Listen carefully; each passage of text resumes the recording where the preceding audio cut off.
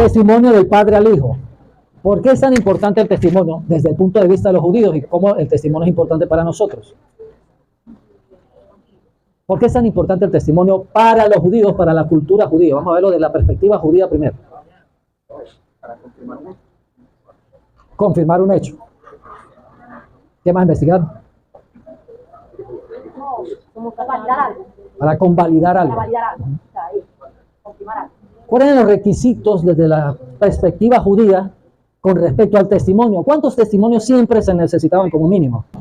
Digo esto porque la Biblia habla acerca de cuando se va a acusar un pastor porque está en pecado, se necesita un procedimiento. Y el procedimiento amerita X cantidad de testigos para poder acusar a un pastor. Lo digo para que tengamos información. No, cuidado, se meten con el ungido de Dios. ¿No lo han escuchado? El pastor es intocable. Hay iglesias donde el pastor es intocable. El ungido de Dios y no se le puede hablar más del pastor. Claro, no se debe criticar al pastor. Si hay una falla en el pastor, en el líder, en algún líder principal, nuestro deber es acercarnos y orientar a nuestro hermano, a nuestro líder, aconsejarlo. Recuerde que dentro del reino el propósito no es dañar a nuestro hermano, no es criticar a nuestro hermano, no es hundir a nuestro hermano, es salvar y ayudar a nuestro hermano. Pues ese fue el propósito de Jesús. Si vemos la conducta de Jesucristo, ¿cómo trataba a los fariseos y a los saduceos y a la gente de la iglesia? Con amor, con cariño, con misericordia. ¿Sí? No les decía hipócrita, fariseo. Los trataba fuertemente. ¿Por qué? Por la dureza de su corazón. ¿Y cómo trataba a los ladrones, las prostitutas, a los malos y a los malvados?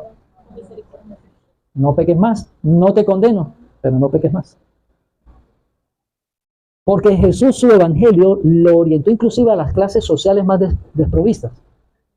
Lo que la sociedad desechaba, el Señor por misericordia les daba la oportunidad. Y de hecho Él dijo, yo no vine por los que se creen sanos, sino por los enfermos. Entonces la iglesia es un conjunto de hermanos y hermanas que están enfermos, reconocen que están enfermos espiritualmente y necesitan de Jesucristo. Pero hay veces que nosotros no necesitamos a Dios porque la gente piensa que como no mata, no roba y no comete pecados aparentemente grandes, entonces no necesita tanto de Dios. Pero para los ojos de Dios, el que es mentiroso es tan pecador como el que es asesino. Recuerden, la diferencia está en las consecuencias del pecado. Pero para Dios es lo mismo. Ambos están destituidos de la gloria de Dios. Porque la gente a veces piensa que en el Antiguo Testamento no es necesario. No, el Antiguo Testamento, todo el Antiguo Testamento testifica de Jesús. Aún la ley de Moisés testifica de Jesús. Los primeros cristianos utilizaron la ley, la escritura y los profetas para mostrar que todos ellos apuntaban a Jesús. Jesús está narrado desde el libro de Génesis, capítulo 1, versículo 26. Cuando Dios dijo, hagamos al hombre conforme a nuestra imagen y conforme a nuestra semejanza, porque está en una palabra plural. Y los únicos que podían crear era el Padre, el Hijo y el Espíritu Santo. Por eso, cuando leemos Juan 1:1, dice, en el principio era el verbo, y el verbo era con Dios, y el verbo era Dios. Y en el 14 dice, y ese verbo se hizo carne y habitó entre nosotros, hablando de Jesucristo. Jesucristo es Dios y está desde el principio de la creación. Y hemos visto ya cuántos versículos acerca de que Jesús es Dios. Perdimos la cuenta, ¿no verdad? Hemos mostrado infinidad de versículos que demuestran que Jesucristo merece adoración, fue adorado, estuvo desde la creación, Él mismo declaró que era Dios, el Padre lo declaró como uno con Él mismo.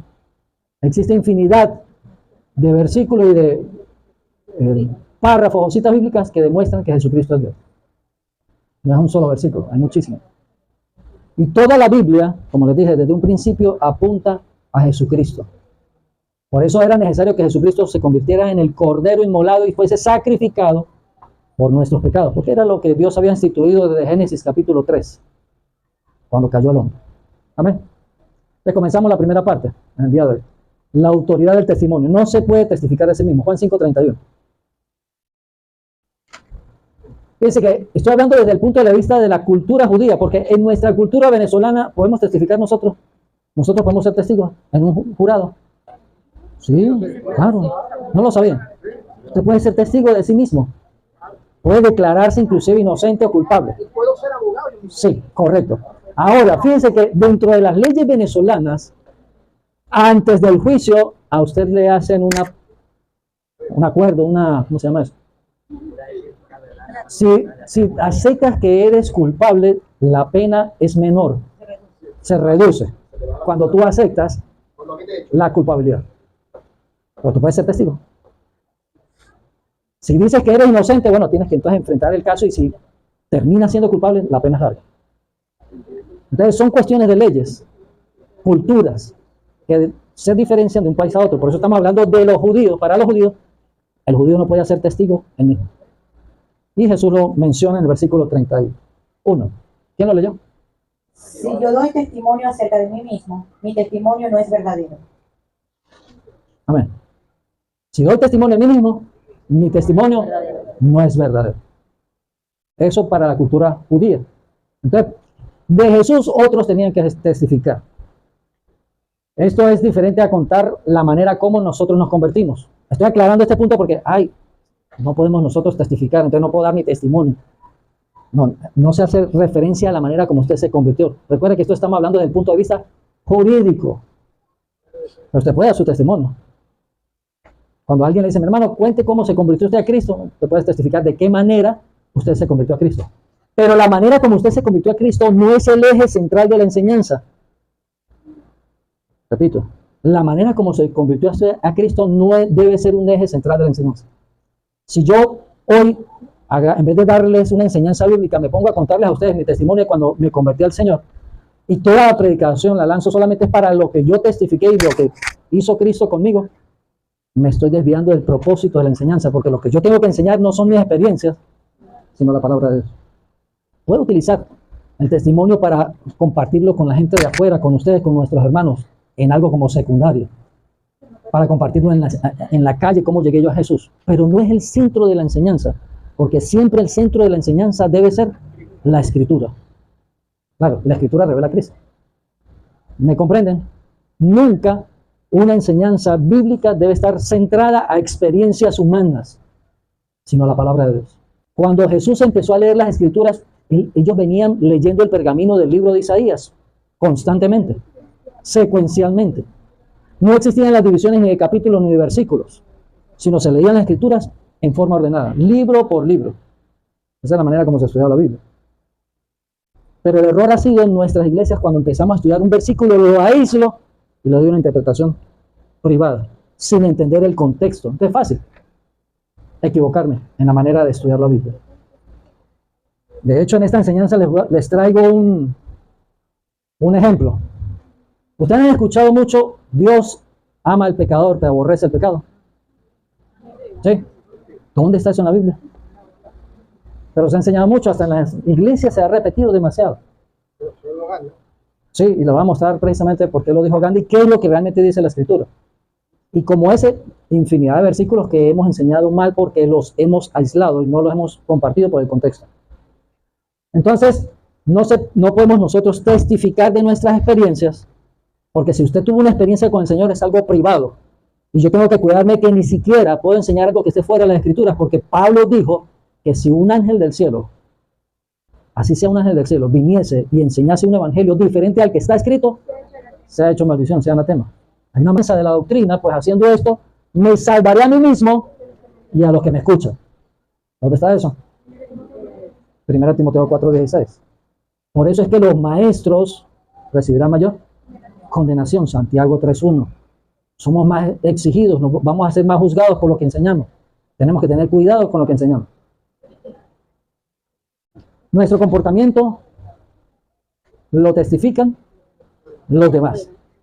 Siempre yo he dicho, usted no tiene que decir que usted es bueno, que usted es santo, que usted es noble, que usted es humilde, porque quien se testifica a sí mismo pierde su testimonio. Los demás son los que tienen que decir eso de usted. Su familia y sus vecinos son los mejores testigos de nosotros. Mi familia y mis vecinos. No nos podemos testificar a nosotros mismos. ¿Estamos claros en este punto? Es sencillo, ¿no? No se recibe el testimonio del hombre. Juan 5:34. ¿Por qué Jesús dijo no recibimos testimonio de hombre?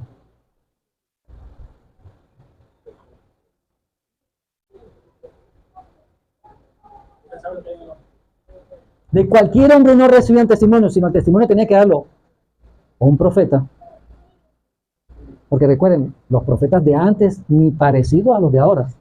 Los profetas de antes eran personas de verdad consagradas a Dios, que vivían una vida apartada para el Señor. Entonces la gente a veces da profecías a los demás sin tener cuidado lo que está diciendo. Hay don de profecía, mas no profetas. Hay don de profecía. Pero el que dice una profecía tiene que tener mucho cuidado que de verdad sea de Dios y no sea humana o inventada. Porque cuando Dios no dice algo y la persona dice, Dios dice esto, y no es el Señor, acarrea condenación a esa persona.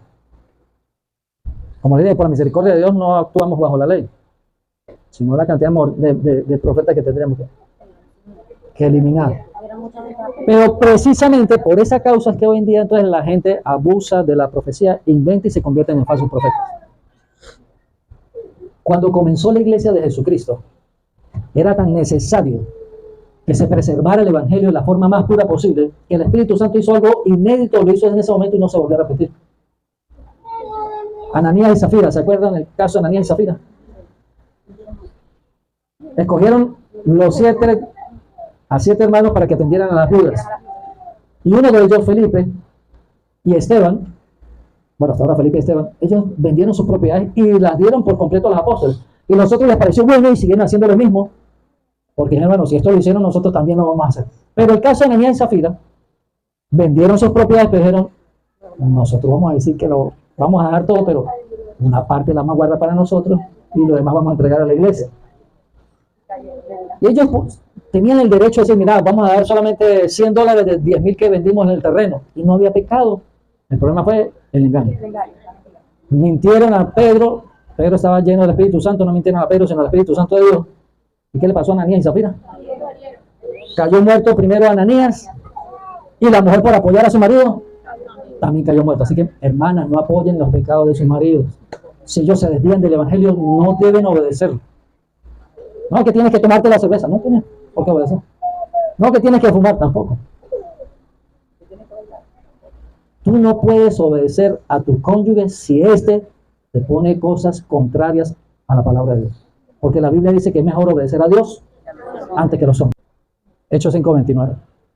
Entonces, no podían ser testigos los hombres para testificar de Cristo porque se necesitaban verdaderos profetas para poder testificar del Señor.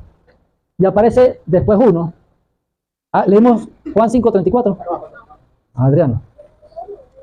Pero yo no recibo testimonio de hombre alguno, mas digo esto, para que vosotros seáis salvos.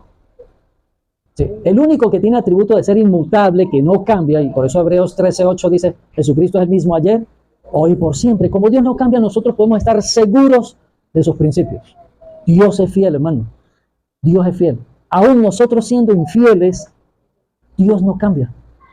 Sigue siendo fiel. Dios es santo.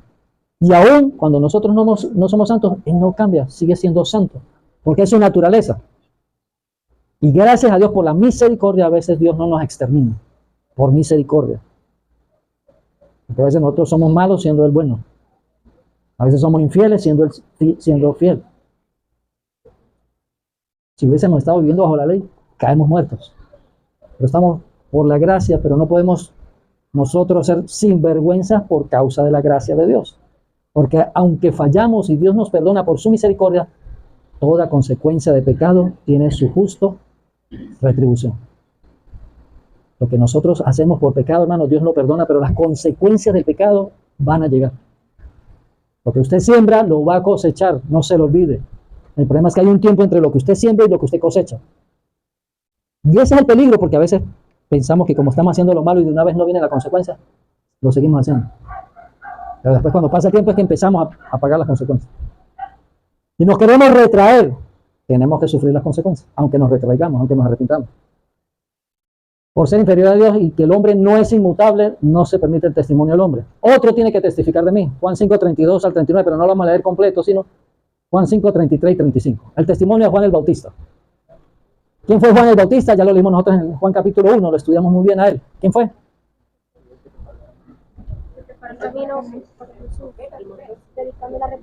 ¿Qué características recuerdan de Juan el Bautista? Preparó el camino de Jesús. ¿Qué más? Bautizó a Jesús. ¿Qué más? menguó para que Menguó para que Jesús creciera, para que se volviera más popular. Pero ¿en qué momento testificó Juan el Bautista de Jesús? cuando bajó el Espíritu Santo en forma de Ajá. Él dice que Ya esa Dios es le la había profecía. Quien lo contrató a Juan el Bautista, quien le hizo el llamado para ser profeta, le dijo, la señal del Mesías es esta. ¿Cuál era?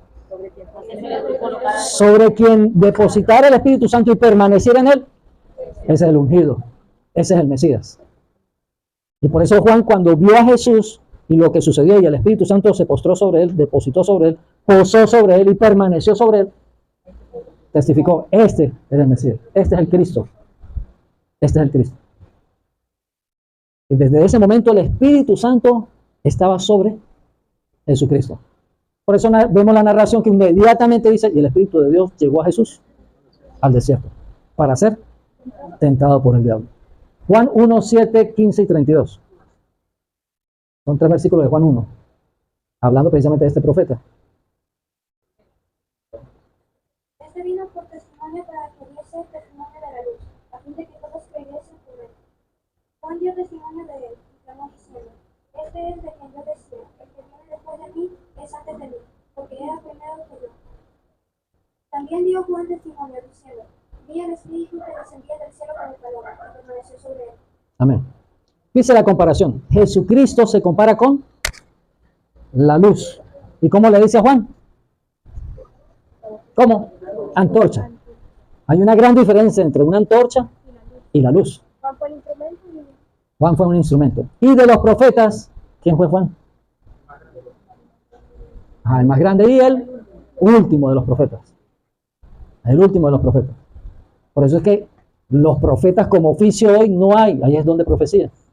Y los que de verdad tienen el don. Otros que tienen el don de sospecha. Y empiezan a proclamar cosas para ver si la pegan. ¿Cómo se llama esa persona? Sí, lo que pasa es que los adivinos utilizan los espíritus del enemigo para producir adivinación. Así como existe Dios, existe el diablo. Y así como existían antes los profetas, hoy en día los adivinos existen. Y mucha gente va a los adivinos que consultan espíritus malignos para que les muestren aparentemente el futuro. Hay personas que teniendo el conocimiento bíblico acuden a los adivinos. Y están hasta registrados en la Biblia. ¿Saben eso? Tenemos un caso muy común. ¿De quién, hermana? ¿De quién? ¿No se acuerda de alguien importante que consultó a los brujos? Saúl. Habiendo sido seleccionado por Dios, se desvió tanto del Señor que murió el profeta Samuel y entonces fue a consultar al profeta Samuel. ¿Y a dónde fue? A una bruja. A una bruja.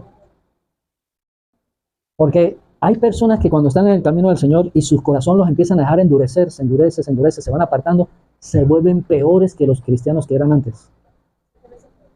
¿Sabían eso? Mire, he conocido hombres de Dios. Se descuidaron, cayeron en pecado, no quisieron pasar por la vergüenza, agarraron el camino más ancho, se apartaron del Señor y terminaron en homosexual. Otros terminan en ateos. Claro. La persona termina siendo peor cuando se aparta del camino del Señor. Gustaron del Evangelio. Y cuando tengan chance, estudien Hebreos capítulo 6, versículos del 6 al 9. Aquellos que gustaron del Evangelio y se apartaron. 6 del 6 al 9, no, pero estoy en su casa porque me desvío del tema. El testimonio de Juan. Entonces, el primer testigo de Jesús, Juan el Bautista. Vámonos para el segundo. Volvemos otra vez. Están dibujando.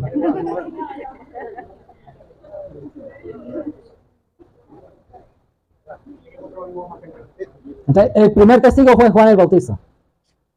El hermano le estaba saboteando a las hermanas. Poner en disciplina. El testimonio de Dios el Padre. Segundo testigo. El Padre testificó de Jesús. Juan 5, 37 y 38. Dice que todo esto lo estaba explicando Jesús a los fariseos para mostrarles que Él era el Mesías. Juan 5, 37 y 38. El Padre testificó de Jesucristo.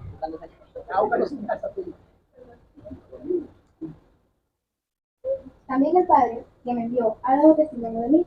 Nunca habéis oído su voz, ni habéis visto su aspecto, ni tenéis su palabra morando en vosotros, porque a quien él envió, vosotros no creéis. ¿Quién envió a Jesús? El Padre. Se cansó Jesús de decírselo muchísimas veces. El Padre y yo somos uno. Ahora, hermano Emanuel, ¿dónde estás? Ah, hermano, ayúdenlo. Ajá, Ramón. Sí, ahí. Juan 10:30. Mire, qué tremendo testimonio cuando el Padre dijo, este es mi Hijo amado. En ese momento, en ese instante. ¿Usted sabe lo que significa que Dios hable, se escuche una voz en el cielo? Este es mi Hijo amado, en quien tengo complacencia. Bien, ahí vemos entonces precisamente en el bautismo, cuando por primera vez, en un solo instante, en un solo lugar, está la manifestación del Padre, que se escucha la voz, el Hijo está allí, en las aguas, y el Espíritu Santo desciende como paloma, en forma corporal como de paloma, sobre Jesucristo, y se quedó sobre él. En un instante, Padre y Espíritu Santo, la manifestación de Dios, de la deidad de Dios, de la Trinidad de Dios, aunque la palabra Trinidad no aparezca en la Biblia, pero se habla de 3 personas, Padre y Espíritu Santo, y ese es nuestro credo. Toda la Biblia nos demuestra siempre al Padre, al Hijo y al Espíritu Santo. Ahora, es difícil comprender cómo funcionan, cómo son uno, es bastante difícil. Comprender a Dios, nosotros que somos seres humanos limitados en nuestra mente, en nuestras emociones, en nuestro concepto, que aún así nuestro pecado todavía nos enceguece más. Pero por lo menos tenemos algunas nociones para conocer algo de Él por los atributos de Dios. Por eso es tan importante estudiar la Biblia, ¿no? Para conocerlo a Él cada día más. El testimonio de sus obras. No solamente testificaba Juan el Bautista, testificó el Padre, sino que sus obras daban testimonio. Sus hechos, sus acciones. Y para nosotros también, hoy en día, sus obras son los que testifican quién es usted. Su comportamiento testifica quién es usted. Lo que usted hace testifica quién es. Entonces, el hombre es lo que hace y no lo que dice. Repito, el hombre es lo que hace y no lo que dice. Porque muchos de nosotros culturalmente podemos decir que somos cristianos porque estamos en una cultura donde todos se creen cristianos. Desde la época de Constantino, del año 324, Constantino obligó a toda la sociedad, tenía que convertirse en cristiano. Y el que no decía que no era cristiano, era hereje, tenía que quemarlo. Entonces obligó que la palabra cristiano se perdió, porque todos tenían que ser obligatoriamente, buenos o malos, creyeran en Cristo o no, tenían que ser cristianos. Y desde esa época, estamos hablando del año 300 y pico, estamos en el año ya 2023. ¿Cuántos años han pasado? Más de 1700 y pico de años. Donde ahora todo el mundo se cree cristiano, porque culturalmente es lo que se ha enseñado. Y a veces uno le pregunta a la gente, mira, ¿usted es cristiano? Claro, no soy diablo, ni el hijo del diablo tampoco. Porque ya está intrínseco en nuestra cultura. Pero el testimonio realmente nuestro dice que somos cristianos. Ahí es donde está la pregunta. Nuestro testimonio tiene que demostrar que somos cristianos. Segundo, para nosotros, ¿sabe quién testifica a nosotros? ¿Quién nos testifica que somos cristianos? El Espíritu Santo da testimonio a nuestro espíritu de que somos hijos de Dios. Romanos 8:16. El Espíritu Santo le testifica a usted si realmente usted es cristiano o no. Yo puedo venir para la iglesia todos los martes, todos los domingos, pero el Espíritu Santo me testifica a mí si realmente soy hijo de Dios o no. Pero es algo que usted personalmente tiene que sincerarse y reconocerse, evaluarse. Y el Espíritu Santo le va a decir si eres cristiano o no. Y Jesús hizo milagros que eran para demostrar que Él era Dios. Milagros que solamente Dios era el único que podía hacer, no nosotros. Caminar sobre el mar. Todos los milagros que aparecen en el libro de Juan muestran que Jesucristo es Dios. Caminar sobre el mar. No, como dijo el Señor que yo podía hacer cosas mayores, vaya y camine sobre el lago de Maracaibo. Ayune 40 días y luego váyase a caminar. Hay cosas que no le es permitido a nosotros los hombres hacer, que solamente lo hizo Jesús para demostrar que Él es Dios. La multiplicación de los panes. Entonces, esas obras demostraban que Jesús era el Mesías, el Dios, nuestro Señor y Salvador.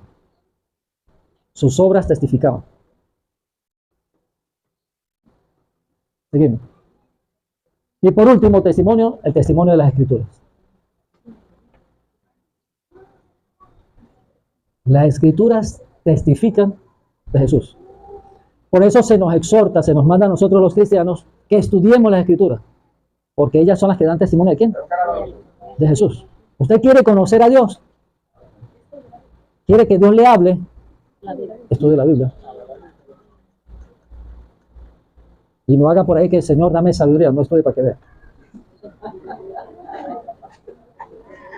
Dios no lo va a hacer por usted, hermano.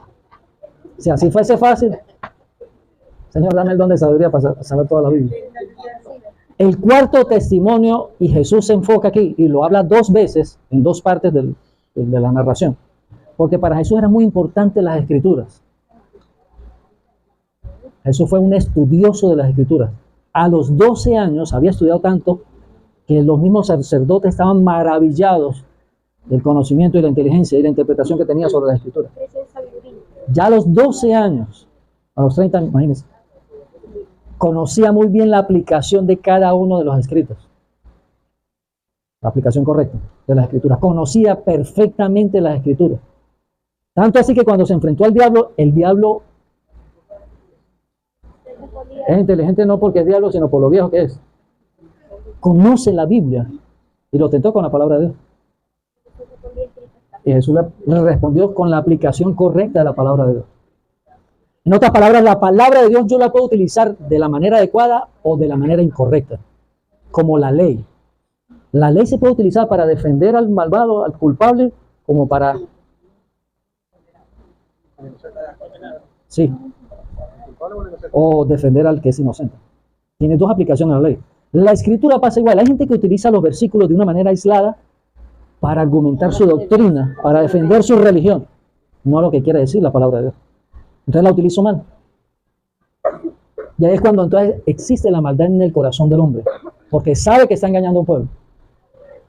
Por eso todas las personas de todas las religiones saben de que la Biblia, para estudiarla correctamente, tiene que ser por el contexto. No por un versículo aislado, por el contexto, por el párrafo completo, por el capítulo completo.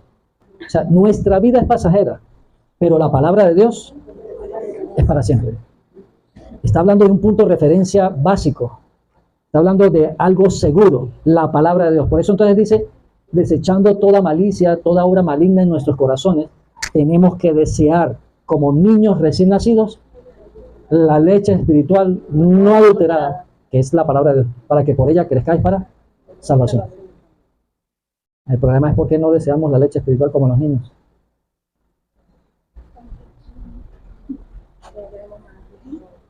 ¿Sabe quién sí reclama y necesita la leche?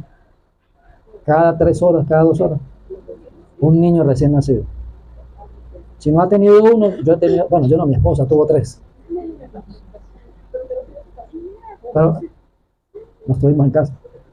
Y todo niño recién nacido gime por la leche espiritual. Entonces, aquí el apóstol está haciendo una comparación. Que así como anhela el niño la leche espiritual no adulterada para crecer, así tenemos nosotros que anhelar la palabra de Dios. Entonces, aquellos que medio leen la Biblia 2, 3 veces a la semana, que Dios tenga misericordia. Porque usted no puede alimentarse como niño recién nacido 2 o 3 veces a la semana. ¿Cada cuánto tiempo es?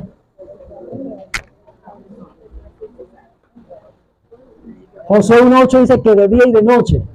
Pero aquí el apóstol nos está diciendo ahí como niños recién nacidos frecuentemente. Estudien la palabra porque ellas van a dar testimonio de quién? De Jesús. Si quieren conocer a Jesús, estudien la palabra de Dios. Y lamentablemente nuestra cultura latinoamericana y más la venezolana, donde no nos están enseñando a estudiar, sino a pasar. Se pasa por los años, pero no aprende casi. ¿Sí? Ahorita el estudio nuestro se ha degradado enormemente. Nuestros muchachos jóvenes no están aprendiendo por X problemas que tenemos en nuestra sociedad.